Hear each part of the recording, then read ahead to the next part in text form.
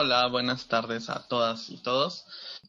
No traigo una presentación propiamente, sin embargo, me gustaría compartirles algunas fotografías sobre el colectivo del que hago parte. En la imagen podemos encontrar como varias fotografías, ¿no? de mis compañeras y compañeros. Sin colectivo es una agrupación plural mexicana, ¿no? Que se constituyó en el año 2019. Somos personas expertas por experiencia y activistas en discapacidad psicosocial y cultural loca también, ¿no? La mayoría de las y los integrantes residen en la Ciudad de México. Sin embargo, bueno, andamos por allí algunos otros elementos como dispersos a lo largo del territorio mexicano, ¿no? Bueno, Sin Colectivo es esta agrupación con alcance nacional que ha gestionado ciertas actividades que buscan generar procesos de toma de conciencia y participación de las personas con discapacidad psicosocial en la exigencia de sus plenos derechos. Eh, Me gustaría también mencionar a Orgullo Loco México, que propiamente no soy integrante de, sin embargo, es un proyecto que encabeza una de mis compañeras, y que bueno, ha estado siempre como en constante interacción con Sin Colectivo, ¿no? Como sabemos, pues el Orgullo Loco es un movimiento formado por personas usuarias, exusuarias y supervivientes de la psiquiatría, ¿no? Que claro, nació por ahí en Canadá, pero al día de hoy alegremente se ha dispersado como toda esta locura y este deseo de reivindicación por todo el territorio de Latinoamérica, ¿no? Que buscamos justamente reapropiarnos de la injuria y de reivindicarla como forma de resistencia ante una cultura cuerdista, ¿no? En México aquí propiamente lo hemos celebrado tanto en el año 2019 como 2020, en el mes de junio y julio respectivamente, ¿no? Porque acá en México hace algunos años, ¿no? 50, un poquito más, que se dio el cierre, ¿no? De un manicomio así súper enorme que existía en el centro del territorio llamado La Castañeda, y justamente se dio un 27 de junio. Entonces, digo, como de forma significativa recuperamos esa fecha y hemos ido como oscilando entre meses para celebrarnos y bueno, manifestarnos, ¿no? En el espacio público. Eh, bueno, sobre el tema, ¿no? de cómo nos ha afectado la pandemia a la organización de la que hago parte, bueno, veo que mis compañeras anteriores hacen parte propiamente de asociaciones que tienen como una incidencia con población, ¿no? Como con prestación de servicios o procesos como de canalización interinstitucional para facilitar justamente servicios o recursos, ¿no? Sin Colectivo no hace propiamente eso. Es un colectivo que de repente surgió de la unión entre amigas y amigos, ¿no? Que decidimos como empezar a gestionar actividades para visibilizar, ¿no? La existencia de estas otras singularidades que se sitúan ante el mundo, ¿no? Con otras formas de subjetivar, de pensarnos, de pensar al otro, a la otra, ¿no? Y por tanto, más bien nuestras actividades se refieren como a la realización de eventos culturales o a la facilitación de procesos, digamos, en cierto sentido, de formación sobre temas de derechos humanos, salud mental, cultura loca, eh, en fin, ¿no? Así que, pues si les voy a hablar como de cómo nos ha afectado, creo que me centraré más en cómo ha sido la experiencia de mis compañeras y compañeros y no tanto, digamos, como del colectivo de personas con discapacidad psicosocial en general, ¿no? Por acá, claro, de repente nos encontramos como ante la acentuación de la experiencia de las barreras sociales, ¿no? Esto que ya han venido mencionando antes, ¿no? Porque, claro, de repente, digamos que cuando pensamos en barreras, ¿no? Siempre tenemos como presentes las barreras arquitectónicas, no sé, como en lo referente a la movilidad. Sin embargo, bueno, ante esta circunstancia pues pandémica, de repente la incertidumbre y el malestar pues se vio acentuado, ¿no? Como este temor al riesgo de contagio y de muerte, por supuesto. Entonces, de repente, quizá para las personas con discapacidad psicosocial, de repente nos sea más complicado, ¿no? O sea, no nos encontrábamos con estas barreras físicas, pero sí con esta acentuación, ¿no? De cierto malestar con el contacto con el otro, sabiendo que representaba cierta amenaza, ¿no? De alguna forma también como estas medidas de seguridad, ¿no? De este resguardo, del confinamiento, pues también comenzó a detonar procesos, ¿no?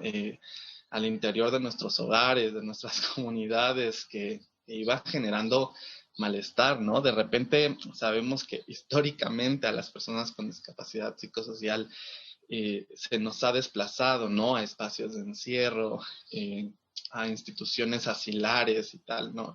De repente pareciera que la psiquiatría o en general como la disciplina PSY o las ciencias neurológicas creen conveniente que el confinamiento es un recurso o una medida rehabilitatoria, ¿no? Entonces, pues, vemos que en estas circunstancias que se vivieron a nivel global, que el encierro no es una medida en absoluto para posibilitar una experiencia del bienestar, ¿no? Ni para generar o al menos como habilitar procesos de rehabilitación. Al contrario, ¿no? O sea, generan pues procesos como de cronificación del malestar, pensando propiamente, claro, en nosotras, al menos del colectivo, que tenemos el privilegio de vivir en el afuera y de no ser sujetos o sujetas institucionalizadas, ¿no? Pero sabemos que hay personas que están dentro de los manicomios en este momento, ¿no? A pesar de que hoy se les llamen clínicas u hospitales psiquiátricos, pues son las mismas lógicas manicomiales las que les rigen. Entonces, pues sabemos que son espacios de mucho hacinamiento, donde las medidas de seguridad sanitarias eran imposibles, ¿no? De llevarse a cabo. El sistema de salud en México es súper precario. Me imagino que son las mismas circunstancias en otros países también de Latinoamérica, ¿no? Estos territorios que hemos vivido históricamente, pues el despojo, ¿no?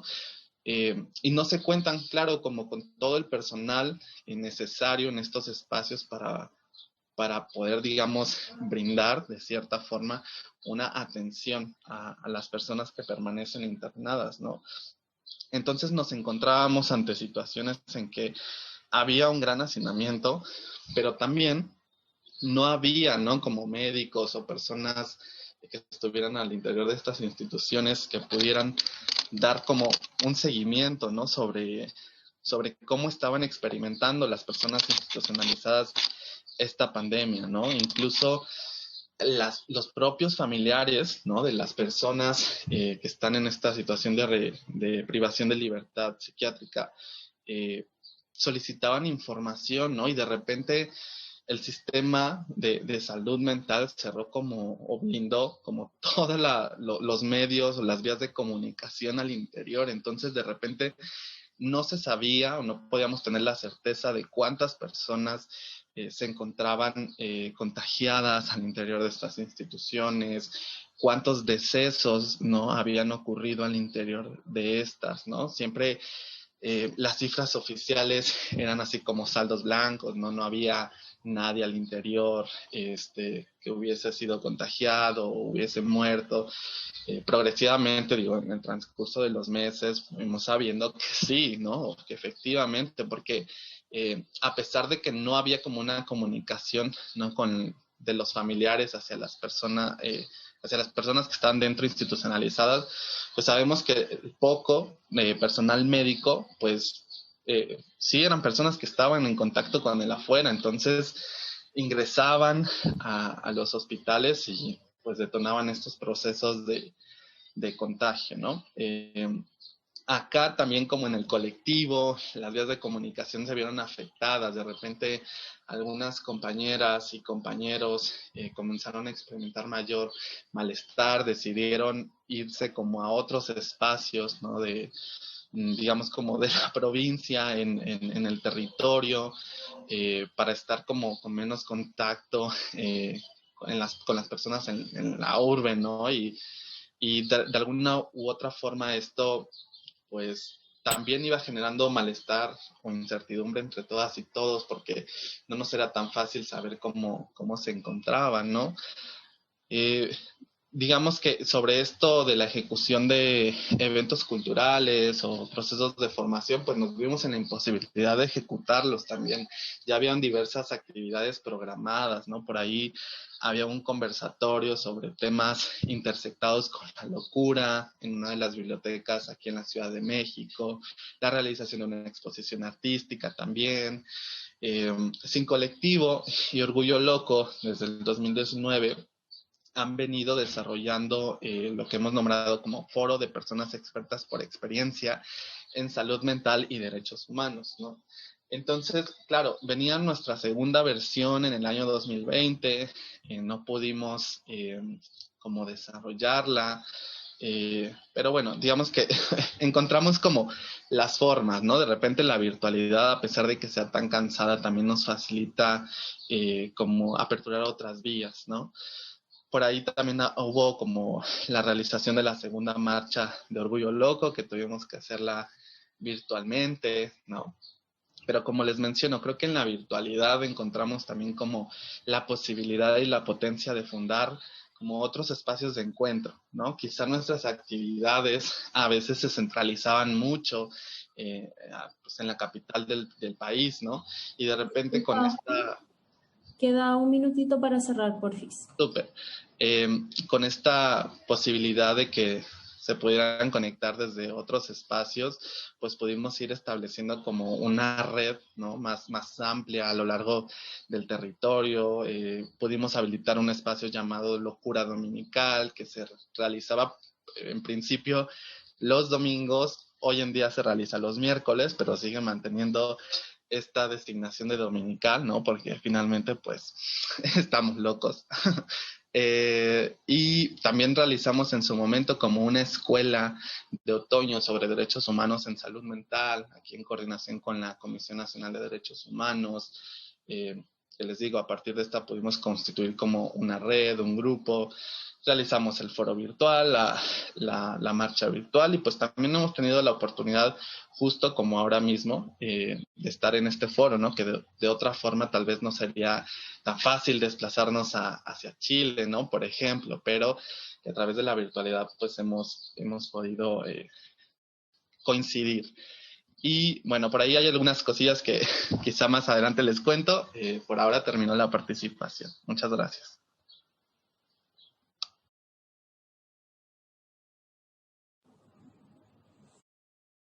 Muchas gracias a los tres. Creo que no hay preguntas en Zoom ni en YouTube, pero tengo unas preguntas para las chicas de Piña Palmera. ¿Cuál creen ustedes que es la importancia de incluir a personas en situación de discapacidad y a personas sin discapacidad en las acciones que han realizado ahora durante la pandemia? ¿Cuál es la importancia de incluir a personas sin discapacidad durante la pandemia? En su acción. Bueno, es que nosotros incluimos a las personas sin discapacidad de manera permanente. Es un proceso de inclusión constante, porque siempre van los hermanos, las hermanas, los primos, las primas, o si hacemos en las escuelas, igualmente están ahí los otros niños y niñas.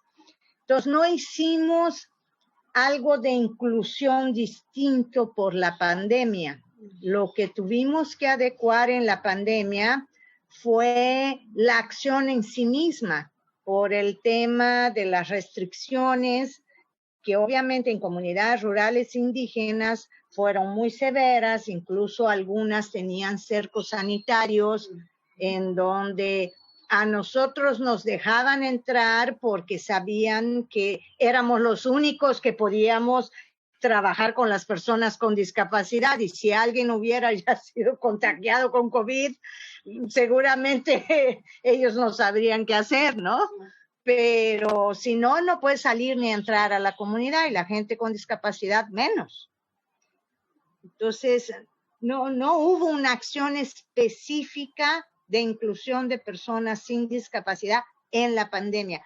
Hay un proceso de inclusión permanente con gente con y sin discapacidad en los diferentes ámbitos comunitarios, porque el proceso es comunitario, es la comunidad la que demanda, no nosotros. No sé si respondimos. Sí, igual tenía otra consulta.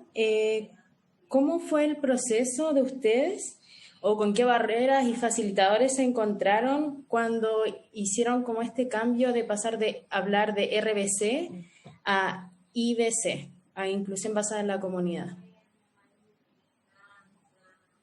Pues sobre todo esto que mencionamos, pues, o sea, como se tiene una visión médica o asistencial o caritativa, pues venir, sí, con una propuesta que incluya a todos y a todas, pues supone también alguna resistencia a lo mejor a la participación activa también, ¿no? Por parte, por ejemplo, de las instituciones gubernamentales o alguna instancia privada o de la sociedad civil en general también. Y también los conflictos internos en las comunidades, ¿no? El trabajar a través de la comunidad nos obliga a estar incluyendo esos conflictos que existen, esos puntos de vista que son muy disidentes entre unos y otros, ¿verdad? No hay eso es la comunidad, no es un ser único con un pensamiento único, ¿verdad? La diversidad afortunadamente genera nuevos conocimientos, y en este nuevo conocimiento siempre hay tensiones, ¿no? Y entonces tener que estar trabajando con procesos de conciencia es un trabajo lento, y es un trabajo que tiene que ser muy empático, ¿no? No puede ser confrontativo, ¿no? Y eso es un aprendizaje cotidiano de una metodología de cómo ir generando procesos comunitarios conjuntos, aunque haya diferencias de actuar y pensar. Perfecto, muchas gracias. Invito a los expositores si pueden prender toda la cámara mientras estamos discutiendo, por favor.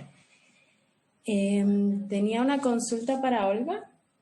Si bien ustedes han intentado como organización sortear las dificultades de la pandemia, ¿nos podría decir algún aprendizaje que hayan rescatado de su experiencia durante las gestiones que han realizado en pandemia?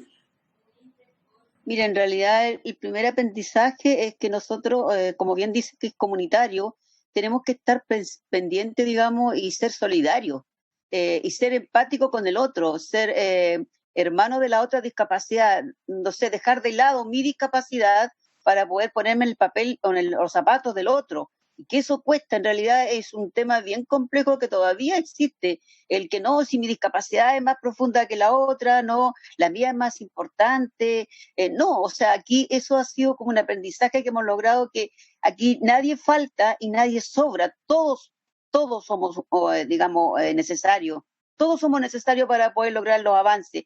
Y lo otro que nos dejó es que lamentablemente nosotros generamos conciencia a través de los sufrimientos, a través de las situaciones que hemos visto. Entonces creo que también tenemos que cambiar los paradigmas de estos asistencialismos, de la mendicidad, del pobrecito. Tenemos que empezar a generar instancias en que la gente realmente se empodere del tema de la discapacidad, porque es la única forma que podemos avanzar y no tener que estar nuevamente en una situación similar o digamos, acuérdense que Chile es un país sísmico, Chile también tiene problemas con volcanes, con inundaciones, con incendios forestales, que también nos ha permitido de alguna forma tener la experiencia nosotros acá en la región, el último terremoto, que también hemos tenido que armar redes de apoyo, y eso es súper importante, lo que nosotros tenemos que nunca dejar de lado las redes de apoyo, siempre estar permanentemente en contacto y en comunicación con estas redes primarias que son la familia y ver de qué forma podemos ayudar, y pues posteriormente nuestras organizaciones y las autoridades, y tanto privadas o públicas, para poder ir gestionando algunas cosas, de poder solucionar, pero siempre con la mirada de la propia persona. Tenemos que ser respetuosos de la diversidad. Y la inclusión, siempre digo yo, la inclusión comienza por casa. O sea, yo me tengo que incluir, pero también siendo respetuoso con lo que siente, lo que vive y lo que desea y lo que quiere, los cambios del otro. Eso es en el fondo como lo que nosotros hemos generado como una experiencia en esto, y obviamente siendo propositivo ante las autoridades. También presionando, pero siendo propositivo. Eso es como la experiencia que nos queda. No sé si la respuesta está como respondida. Sí, muchas gracias, Olga. Disculpen, en realidad yo me apasiono porque como soy dirigente y he tenido que estar en condiciones bien para los amigos de México. Nosotros hemos hecho huelgas de hambre acá en la región, hemos tomado Senadi, no hemos tomado la catedral, hemos tomado calle, entonces mira, la verdad las cosas, hemos avanzado a costa de toda esa situación y creemos que no puede ser posible. Entonces creemos que tienen que generarse instancias para que podamos dialogar para buscar solución. Eso es. Súper, muchas gracias, Olga. Yes. Oscar, como pregunta, ¿cuáles crees que son los desafíos que tenemos como sociedad en cuanto a materia de discapacidad psicosocial para enfrentar las contingencias tal como el COVID? Ya, gracias, Geraldine. Bueno, no sé, supongo que todos los contextos, pues digo, podemos tener similitudes, pero hay singularidades también, ¿no? Acá propiamente en México, uno de los desafíos, ¿no?, sobre los que nos enfrentamos son estas instauraciones de leyes generales de salud mental que, que hacen, ¿no?, como legal a través de estos códigos penales, pues autorizan el internamiento forzado, ¿no? O sea, no podemos pensar como en una vía de acción ante situaciones de riesgo cuando estamos manteniendo como a nuestras poblaciones con discapacidad psicosocial en el encierro, ¿no? Acá, tristemente, este año ya era muy complicado, ¿no?, estar lidiando con el tema de la pandemia, con la incertidumbre, las pérdidas, y de repente, desde la senaduría, ¿no?, del país, se metió como una iniciativa para la creación de una ley general de salud mental. Sin Colectivo por ahí participó y se pudo, ¿no?, como echar hacia atrás, pero después volvió a salir la misma propuesta, la misma iniciativa desde la Diputaduría, y finalmente fue aprobada, ¿no? A pesar de que hubieron ahí como diversos mecanismos de consulta, de oposición, ¿no?, por acá algunos grupos, pues finalmente fue aprobada, ¿no? Y pues tristemente eso no aporta nada, ¿no? Al menos aquí en México, como para habilitar formas para enfrentar estas contingencias, sino que acentúa aún más esos desafíos, ¿no? Porque, claro, de repente, ¿por qué no pensar mejor en la instauración, ¿no?, de dispositivos de salud mental comunitaria o en general de salud comunitaria, ¿no? Dejar de pensar como el tema de la salud mental y la salud física como dos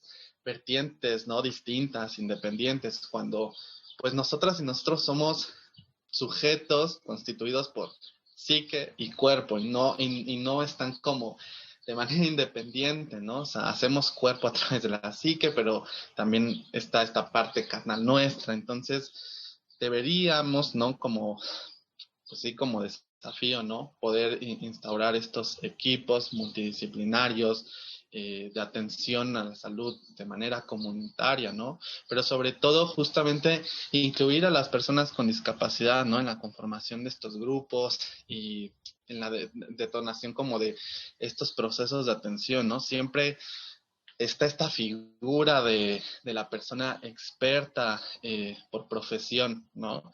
Y en qué lugar quedamos las personas expertas por experiencia, ¿no? O sea, que a través de la vivencia hemos ido como testeando los servicios de atención, que nosotras y nosotros conocemos, ¿no? De manera inmediata nuestras necesidades, o sea, en tema de discapacidad psicosocial, ¿qué tendría que decir un psiquiatra al respecto de mi experiencia subjetiva, en algunos casos de mi malestar, si no lo viven, ¿no? O sea, a través de un libro, no podemos como tocar todas estas sensibilidades que les son propias a la experiencia vivida, ¿no? También quizá pensando que aún la población con discapacidad psicosocial es tan diversa, tan heterogénea, ¿no? Que tenemos compañeras locas y locos que también son personas que viven o experimentan otras situaciones de discapacidad, ¿no? Y en esos casos, pues creo que como desafío también tenemos la necesidad de la construcción de vías, ¿no? O de medios para compartir información sobre cómo prevenir los riesgos, ¿no? Pero que sean en formatos accesibles, ¿no? Justamente acá en México en algún momento se logró que hubiese interpretación en lengua de señas mexicana, ¿no? Porque de repente los primeros informes cuando comenzó la pandemia, ¿no? A inicios del año 2020, no se contaba, ¿no? Con esta medida, con este apoyo técnico. Entonces, claro, eso acentuó aún más, ¿no? Como la situación de vulnerabilidad de las personas sordas, ¿no? Pensaría también como un desafío construir, ¿no? Como colectivamente estas medidas de protección social que aseguren los apoyos para las personas con discapacidad, sus familiares y personas cuidadoras también, ¿no? Y en este sentido, en algún momento alguno de mis compañeros de Sin Colectivo introducía el tema de la renta básica universal, ¿no? Como esta medida de seguridad social en donde todas y todos tuviésemos como un monto, ¿no? Monetario de forma permanente, constante, para poder vivir. Ante estas circunstancias, muchas personas con discapacidad psicosocial, como personas sin discapacidad y otras, se quedaron sin empleo, ¿no? Y justamente en algún momento lo mencionaban algunas de las compañeras, ¿cómo hacer, ¿no? Para poder solventar los gastos, mis necesidades, ¿no? En general, cómo subsanar como esta necesidad de conseguir los medicamentos, ¿no? Y que bueno, esto incluso para personas sin discapacidad, pero que vivan con alguna condición médica, ¿no? O sea, cómo nos enfrentamos a eso si no tenemos empleo, si no tenemos seguro social, cómo hacer para solventarlo, ¿no? Otro de los temas tal vez como desafío y que esto pues nos lo han expresado muy bien las compañeras feministas a lo largo de todos los territorios, ¿no? El tema de la violencia de género, ¿no? Que se acentuó muchísimo en estos momentos de resguardo, de confinamiento, ¿no? Y que si aún ya las mujeres sin discapacidad experimentan mayor violencia, ¿no? Al interior de los hogares, manteniendo el espacio, el contacto con sus agresores, pues pensar en las mujeres con discapacidad psicosocial es aún más, como más acentuado, ¿no? Esta posibilidad de vivir violencia. Sobre todo también pensando en temas de discapacidad psicosocial, ¿no? De mujeres, por ejemplo, que estén ejerciendo una maternidad, ¿no? Cómo lidiar con la propia incertidumbre y aún así tener que hacerse responsable, ¿no? De las personas que están a su cuidado, ¿no? En este sentido, pues tenemos como desafío también la constitución de un sistema de apoyo, ¿no? De un circuito de dispositivos que nos brinden como facilidades a las personas, ¿no? Que el cuidado no siempre se singularice también de alguna forma, ¿no? Sino que lo pensemos también como desde una perspectiva comunitaria, ¿no? Finalmente todas y todos tenemos como corresponsabilidad con las unas y las otras, porque pues estamos viviendo acá todas juntas, ¿no? Y estamos experimentando las mismas situaciones de precarización y de vulnerabilidad, ¿no? En algunos momentos, Sin Colectivo presentaba también ante el Comité sobre los Derechos de las Personas con Discapacidad de Naciones Unidas algunas listas como de sugerencias que, para no colgarme ya sobre el tiempo, igual les podría pasar como el contacto, ¿no? De dónde podrían consultarlo. Sin Colectivo tiene su propio sitio, que es sincolectivo.org. En Facebook igual, ¿no? O sea, como toda esta información que les menciono, estas recomendaciones al comité, pueden encontrarlas en nuestro perfil de Facebook también, ¿no? Y ¿ahí nos puedes dejar el link en el chat? claro, Para ahorita que la gente. súper, ahorita lo veo. Ya para ir cerrando, no sé si alguna de las invitadas quiere decir algo para ir cerrando ya el panel.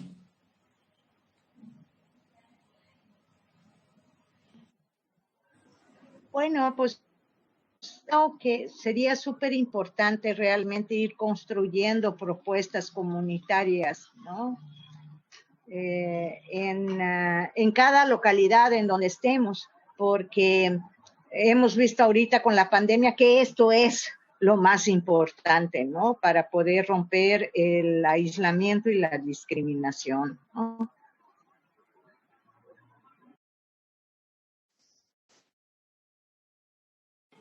Gracias. Olga, ¿quería decir algo? Sí, mira, más que nada, creo que fue una muy buena instancia en que nos dio a conocer la realidad que viven las personas con discapacidad en Latinoamérica, y ahí no hay mucha diferencia en realidad entre un país y otro. Creo que a pesar de lo que hemos logrado algunos con algunas luchas un poco más fuertes, digamos, pero no podemos esperar, que nosotros tenemos que levantarnos y estarnos en algún movimiento más fuerte, con a lo mejor alguna protesta, para que las autoridades realmente reconozcan que las personas con discapacidad necesitan la accesibilidad universal, los ajustes razonables, necesarios, que en realidad no le afectan a otras personas que no tienen discapacidad, porque en algún momento lo van a adquirir. Acuérdense que estamos viviendo una era donde hay mucha gente adulta mayor, muchas personas adulto mayor que van a tener alguna discapacidad.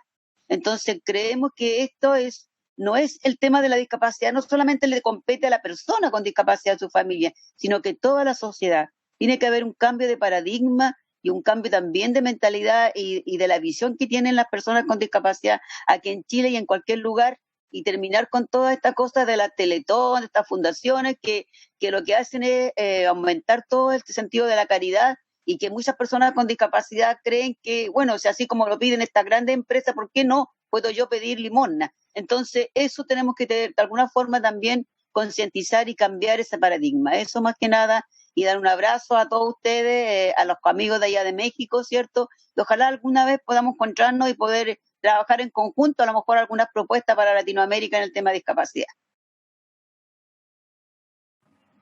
Súper, muchas gracias, Olga.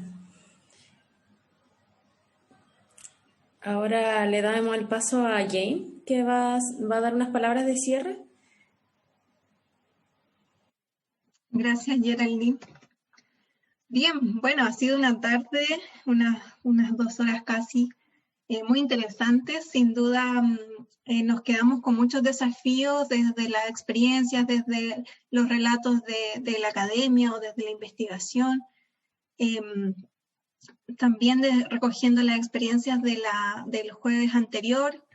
La desigualdad en Latinoamérica es una situación que nos cruza transversalmente a todos los países y como decía Flavia, esta es la forma, tal vez, una de las formas en las que se puede superar el aislamiento, es una de las formas que tiene que estar más robustecida para enfrentar nuevos desafíos, nuevas crisis sociosanitarias o socioambientales, como decía Olga, en nuestro país ocurren comúnmente. desastres socioambientales y también debemos estar preparados para ello. Agradecer a todos quienes nos acompañaron estos 2 días a través de Zoom y a través de la plataforma YouTube.